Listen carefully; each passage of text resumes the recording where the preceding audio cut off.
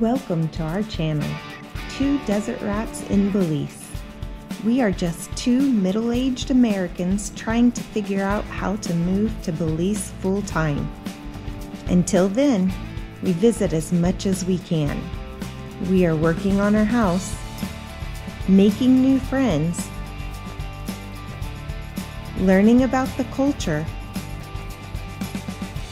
taking adventures, and we want to share these things with you. Hello, Belize!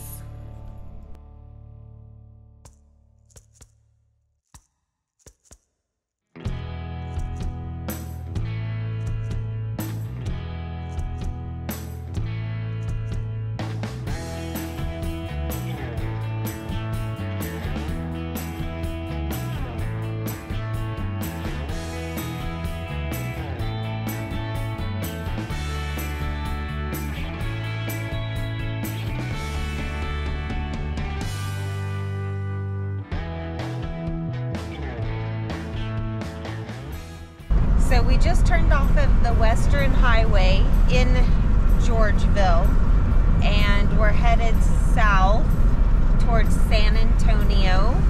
We're going to go to the Oxmul coffee farm and do a little tour there, maybe buy some coffee. Check that out. Ooh, this looks like a good view.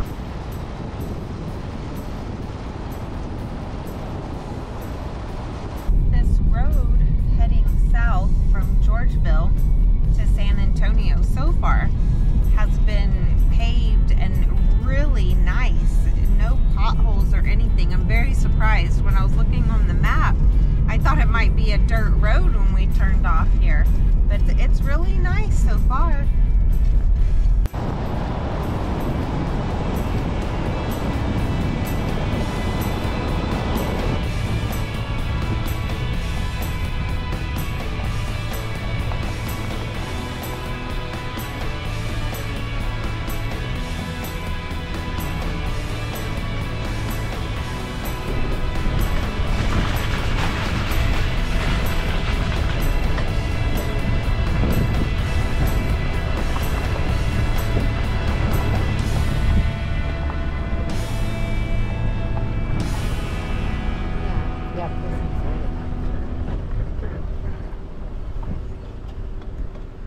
And then my dad and his two brothers. From there is aunts, niece, cousins, nephews. So we said, okay, 75% of what we consume is grown here at the farm. So we said, okay, we were drinking at that time when instant coffee was introduced to Belize. So we started drinking instant coffee. And then my dad tasted totally different coffee than we were drinking here. So that was the idea, to grow coffee just for us here at the family. It's my dad, James. Nice to meet you. Hi, James. Hey, how are you? Pleasure. Pleasure. Miranda, Pleasure. I'm James. Great to have you. Thank you for coming. How are you today? Outstanding. These are some of the coffee seedlings. When we started germinating seeds, we started doing them in bags. You know, you full bags and you germinate your seed. But the thing is that I'm looking at germinating 2,000 seedlings. That's what I'm germinating now, 2,000 seedlings. And really and truly I need 2,000 bags. That's a lot of bags. Which I have to buy. At the end of the day, I can use it probably 2 times and I have to get rid of them. More. And then nope, we're talking about clean environment. Yeah. So we said, okay, everything we do here is focused on culture, tradition, and food security. So we germinate everything else on seed beds. We said, okay, if it works for anything, it should work for coffee. So we decided to germinate coffee on seed beds, and we use the palm leaves, which is very common here, as shade, because coffee needs shade. They'll sit here for 6 months. By then they'll be about 10 to 12 inches in height, ready to be transplanted. So when we dig them out to transplant them, all of this whole thing goes together as organic fertilizer. Nothing goes to waste. Then we transplant them. Planting the seed, planting the coffee seed, the first harvest, 3 years. This coffee plant here is 3 years old. Oh. This produced its first coffee last year. It produced its first coffee fruit. I call it coffee fruit. Yeah. It produced its first fruits last year. And in 3 years, you know how many coffee fruits it produced? 6. Oh. 6, which total give me 12 coffee beans. 12 beans. That's the first harvest. So for me to say I am harvesting like the average or the amount of coffee from a tree that normally I should be harvesting will be until the 6th or the 7th year. So it's slow growing and it's a long term. About how many pounds do you guys grow a year to harvest? Actually, at the farm here now we are harvesting almost around 300 pounds. Really? Yeah. That's it? Yeah, that's it. Wow. But we do buy beans from other farmers. Okay. That's something that we started some years back. As soon as we started growing coffee, one of the things we started doing was give seeds and seedlings to people that wanted to grow coffee. Yeah. So here are some of the mature coffee plants. This was the trial plant actually. This here is almost 13 years old. The harvesting season just ended this last month, January. So pruning is going to start. Coffee needs shade for it to grow. When we started growing coffee, it was an experiment we decided to do because we don't grow coffee in Belize. Yeah. You know, and it's just crazy. You look around us, there is coffee around us, Mexico and all Central America and South America, except Belize. Yeah. And people say, James, don't waste your time. Coffee does not grow. You know, we don't have the elevation, we don't have the climate. And I decided to experiment. And when we saw that it was growing, it was functioning, it was working, we thought that the best thing to do was to take coffee and introduce it under the traditional farming system, because that's what we do. We speak Mayan, and our farming system is the practices we've been doing thousands of years back. Coffee needs shade. All these trees were here, they're empty under them. We said, okay, where there is space, we introduce coffee. So our coffee is not planted on one specific area. We have some here, we have them spread around the farm. In total, we have over 1,000 coffee plants planted and producing now, from 3 seedlings that we started. Here we transplanted 5,000 seedlings, and at the moment we have 2,000 seedlings coming up. Wow. So it's here, it's adapted to the system of farming.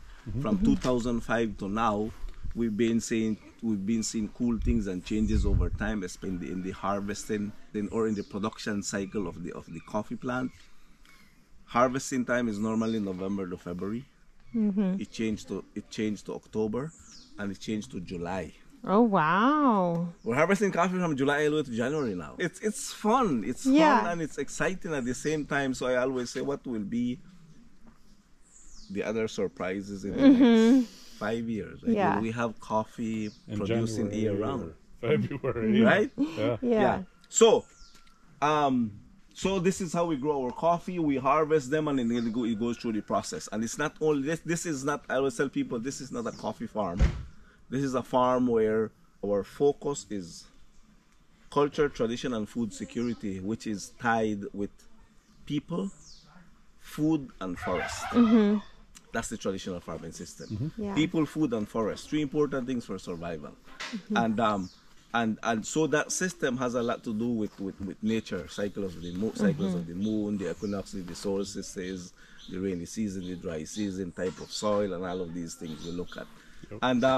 And they look beautiful, man. Look at it. I mean, they are preparing now for blooming again right here. Yeah. The blooms are going to come up right here. Yesterday I was looking at some of the plants I have farther to the back, and some already have a little bloom on them. So it'll bloom here. Actually, the coffee plants here, they bloom 3 times. Looking at the small area, just the mixture of plants we have here. This is our star apple tree. Common names, right?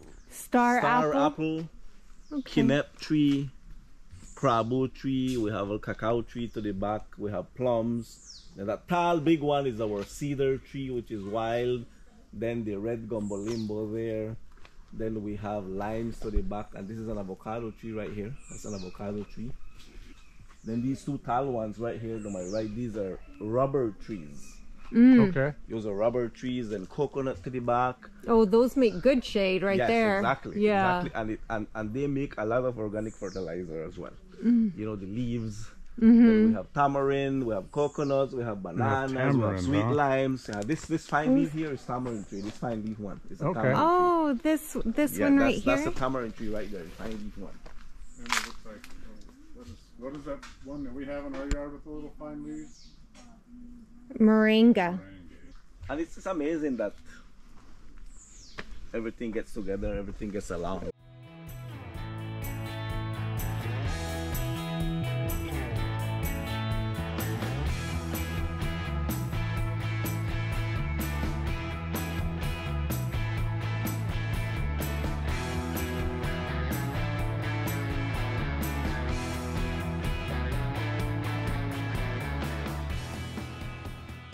The whole process in making coffee, as I said, is based on our culture, our tradition.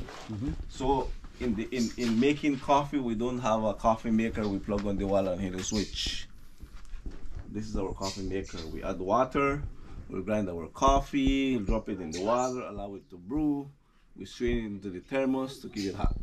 This is how we would make our corn drink. We still do our traditional corn drink where we roast corn and we grind and we make corn just like brewing coffee, but it's corn. And these are some of the traditional seeds corn that we plant. A little cotton. Yeah, I was gonna ask, is that cotton? Yeah, that's cotton. Yeah, that's cotton. We grow. I mean, we have a couple of plants here.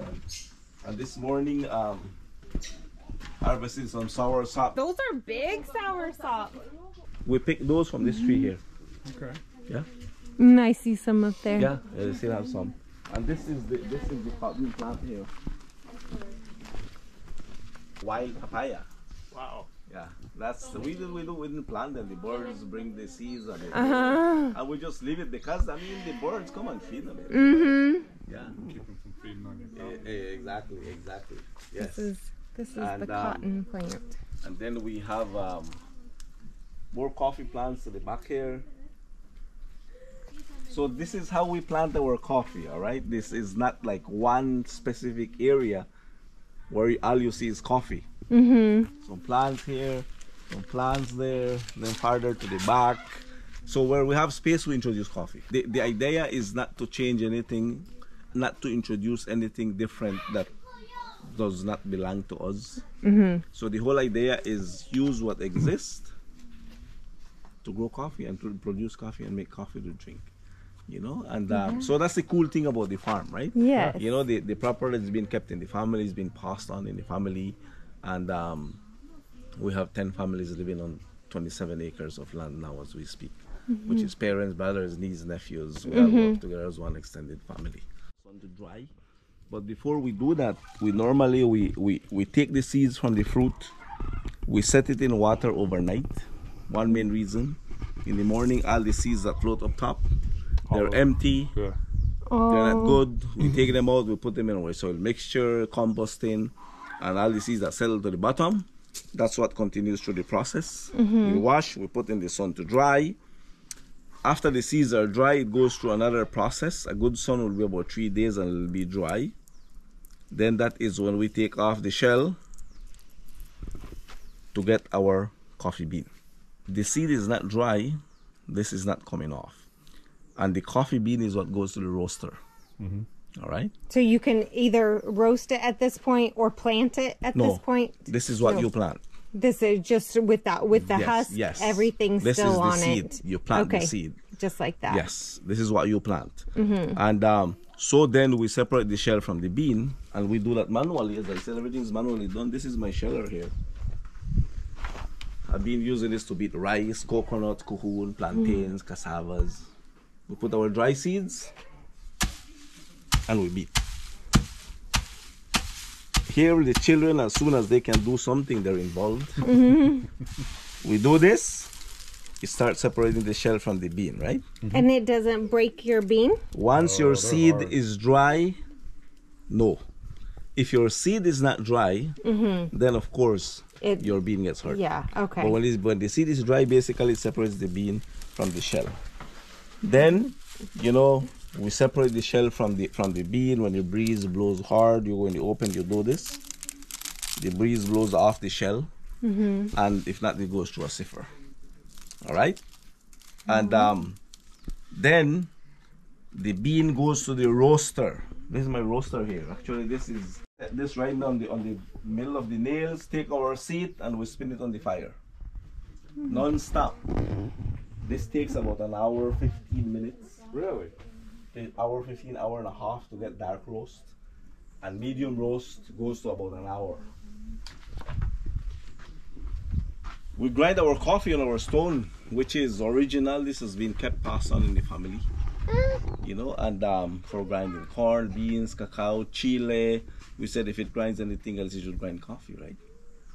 Is it okay? As I said, we didn't want to change or introduce anything different because of coffee. So everything that is used during the process are small tools, equipment that existed before. So, how does this work? We add our coffee bean, we align our beans. Stone handle already has a little weight on it. Grab both ends, go opposite to you, set it right where the beans end, apply a little pressure, and you go forward. So you do this.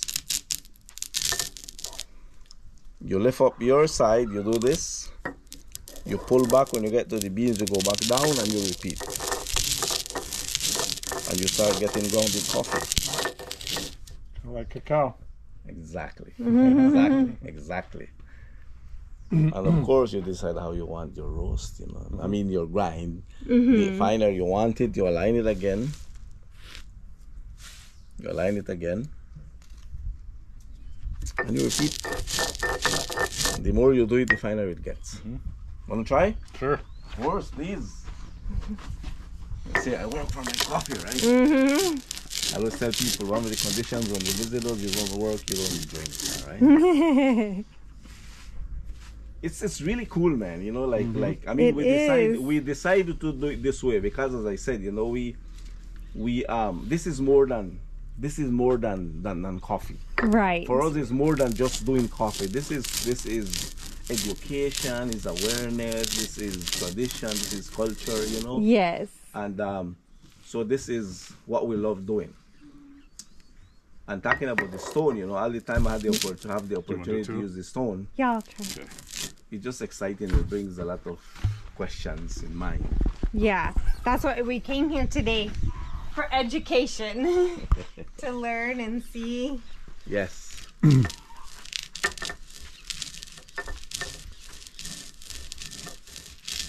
you guys are natural, man. You.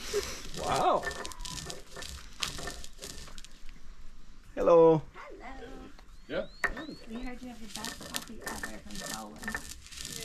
I always tell people the best feeling is, I mean, when you know what you're eating and what you know what you're drinking, especially when you make it yourself, right? Absolutely. Like, that's a beautiful grind. Look at that grind. Wow. And it smells really good. It does smell really good. Coffee. Coffee, man. Coffee is like, that's important every day. It is. We like it. No sugar, no cream, Straight nothing. black. Just straight black. Yes. Taste the coffee. Black and strong. Osh, number 3, Mul, Mayan Temple, and Ka community. Oxmul Ka, a community of 3 Mayan temples. So Oxmul being the original name, of course then religion followed. People converted. One of the temples was removed and the first church was built. Patron Saint Anthony brought to the church, and people were asked to honor their patron saint. So people thought that the best thing to do was to name the community in honor of their patron saint. That is when the name was changed from Oxmul to San Antonio in honor of patron Saint Anthony. So Oxmul became history. So we said this is an opportunity to bring back a piece of history. We decided to name it Oxmul, and we gave it that story to the back on how the name comes to be. And we decided to use part of the Mayan calendar as our logo. See the circle there? That's part of the Mayan calendar, because we follow the agricultural calendar, which is connected with the traditional farming system, and that is what represents us. So that is our logo, the Mayan calendar. And then we introduced a slogan, from the tree to the cup, because all the process is manually done with a focus on our culture and our tradition. There is nothing that we plug on the wall and hit a switch. And so we decided to insert that slogan, from the tree to the cup. That's what we do. And it's been exciting. You know, these are 12-ounce bags. We do whole bean, we do dark, we do grounded coffee, we do dark and medium. And our price is 19 Belize dollars. or $9.50 American dollars. Our roast is always fresh. Just this morning, the boys were roasting coffee, and we roast what minimal 2 times a week. We're servicing some of the resorts around here, and we ship coffee to San Pedro. We ship coffee to Hopkins, southern Belize. And the good problem is the demand is here, but the supply is not here. So increasing production is what we're working on, but slowly and do it correctly. So we have farmers around that we're working with, planting coffee. We've started purchasing beans from the farmers. So it's exciting, you know, and it's calling attention. The idea when we started was to drink good coffee. Couple plants and drink good coffee. That was the whole idea. You know, but it's exciting, it's producing, and we plant more, or the birds will help us spread the seeds, or they would fall from the tree and they'll germinate, you know, and then when we were doing a little extra, we decided, okay, well, we'll sell the little extra we have, and everyone started coming, you know, and something new, something different, something unique, and so then last year we put this little setup and we started offering this coffee tour, which a lot of Belizeans come and see what we do, you know, and as I mentioned earlier, that it's more than just coffee. It's education, it's awareness, you know. Now, being the only people doing coffee here in the area, generally like in Belize, no one does this, you know. We've been getting a lot of people like in important positions, government ministers come and drink coffee here, you know, the ministries and the embassies. I had the ambassador of the United States grinding coffee and shelling coffee here, you know, and so it's exciting. You know, very exciting. A lot of mission teams that come to Belize, they come here. Now we're getting university students, especially agriculture students and business students. We're getting next week we're getting 100 business students here. Wow. And you know, it's like you know, with the cool questions. And agricultural students, we had the University of professors from the University of Kentucky last week. We're mapping the area because they're planning to bring down students. A lot of the cool words that we've been learning, you know, they say this is a very good example of an agroforestry system. They say this is a good example of an integrated farming system, sustainable agriculture, permaculture, you know, all these cool terms. This is what we've been doing for thousands of years. This is what we do, you know. This is our traditional farming system. And so it's exciting. And had no idea it was going to get to this. That was not the plan. It's here, and we're excited to share always, you know. The farmers we're working with is exciting that one of our main goals is for our people to drink good coffee. That's one of our main goals, because really and truly, like, the coffee of Belize is instant coffee. Yeah. You know? Yeah. And that's not good stuff. You know? So that's our main goal. It's so from when we started harvesting, people would come, especially farmers in the area. They'll always leave with the question, can I bring some seeds back? Can I bring a seedling? When we always said, sure, of course. So we started giving out seeds and seedlings to people, and many of them now are harvesting, you know, and they'll call, oh, James, my coffee plant is producing. What do I do? You know, and some of them would come here and roast and take it back home, and now many people are getting harvesting a little extra now, and we're buying beans from them. So it's exciting, you know. Yeah. It's really exciting, and it's I look at it in a positive way, because again, as I said, it's introduced under the farming system that already exists. We're not moving anything to introduce coffee, you know, and it's adapted to the area. Now we are selecting seeds that are adapted to the area, and that's what we continue to plant. You know, just the month of December, a farmer nearby here, the next neighboring community, brought us 400 pounds of coffee. Ooh, You know, wow. it's straight Yeah. from his farm. You know, the elevation difference. Here we are 750 feet above sea level. There is about 900 feet above sea level. So we're really low. That is what many people thought that is the reason we don't grow coffee in Belize. Because we don't have the elevation, we don't have the climate for it. You know, and it's proven, it's here, it's beautiful, they're all around the farm. This is not a coffee farm, all right? This is a farm where actually, like, we continue to do our traditional farming systems where our food grows. We produce 75% of what we consume at the farm.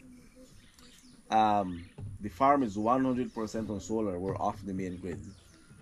And we harvest rainwater. Yeah. Yeah, when we pulled up, somebody was walking up here and he had corn in his pockets, young corn, and some okra. Yes. We lunch and dinner. You know, Yeah. because everything is fresh. We don't have refrigeration here.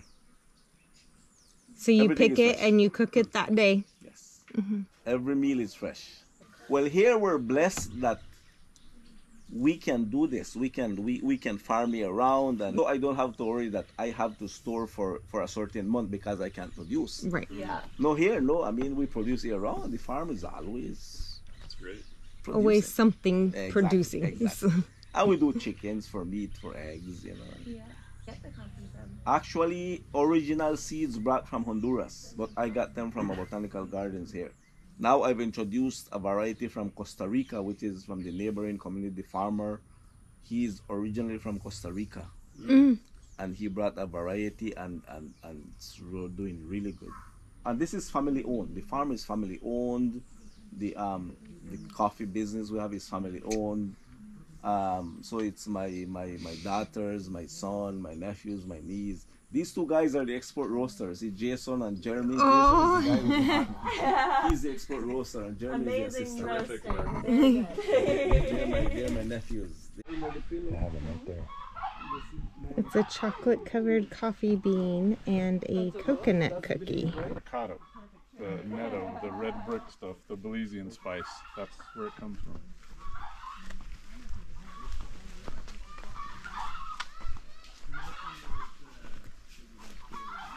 Earlier I saw that little boy and he put it in his mouth and I was like, what's he doing?